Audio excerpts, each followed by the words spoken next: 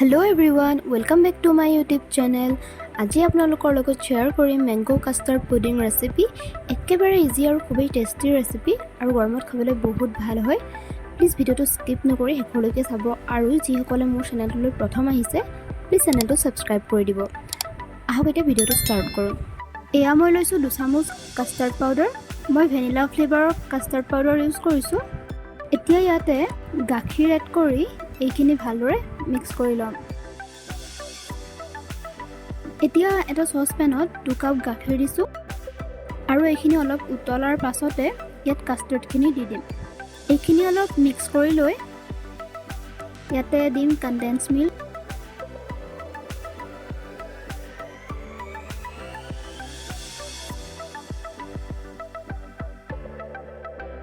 আকৌ এইখিনি ভালদৰে মিক্স কৰি লম। এতিয়া গেছটো অফ কৰি এইখিনি ৰুম টেম্পাৰেচাৰতে ঠাণ্ডা হ'বলৈ দিম। এতিয়া এয়া ব্ৰেড লৈছো আৰু ব্ৰেডৰ সাইড কেইটা মই এনেদৰে কাটি ললো। কাস্টাৰ্ডখিনি ঠাণ্ডা হোৱাৰ পাছতে ইয়াতে দিম আম। মই আমখিনি আগতে গ্ৰাইণ্ড কৰি ৰাখিছিলো।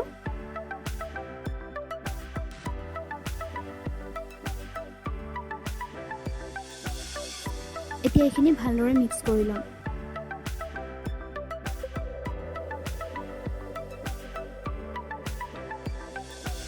এখন ট্ৰে লৈছো আৰু ইয়াতে এনেদৰে ব্ৰেডৰ স্লাইচ কেইডোখৰ দি এতিয়া ইয়াৰ ওপৰত কাস্টাৰ্ডখিনি এনেদৰে দি দিম।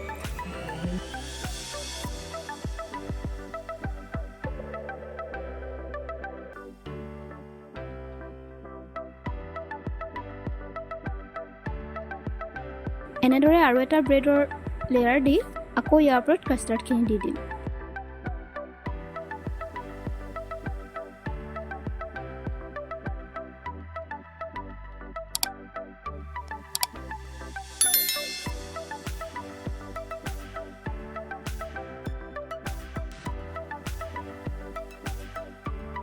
এতিয়া এইখিনি অলপ সময় ফ্ৰিজত ভৰাই থম।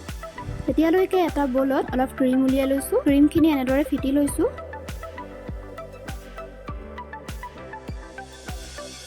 আৰু ইয়াতে এড কৰিম কনডেন্স মিল্ক।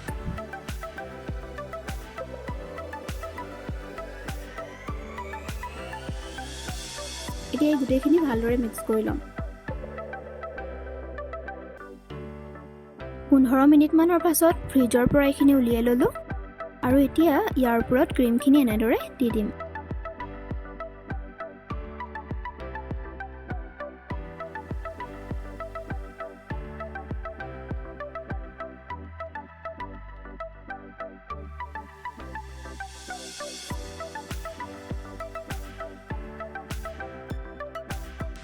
মই গাৰ্নিচিঙৰ কাৰণে আম সৰু সৰুকৈ কাটি ল'লো আৰু এতিয়া ইয়াৰ ওপৰত এনেদৰে দি যাম।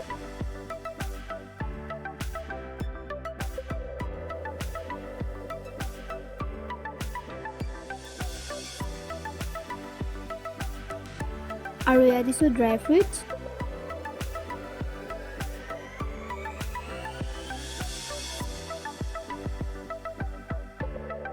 এতিয়া এইখিনি 2 ঘণ্টা বা 3 ঘণ্টা সময়ৰ বাবে ফ্ৰিজত থৈ দিম।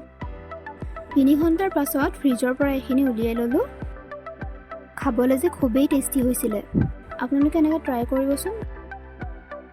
ৰেচিপিটো কেনেকুৱা লাগিলে কমেণ্ট কৰি জনাব আৰু ফ্ৰেণ্ডছ আৰু ফেমিলিৰ লগত ভিডিঅ'টো শ্বেয়াৰ কৰি দিব।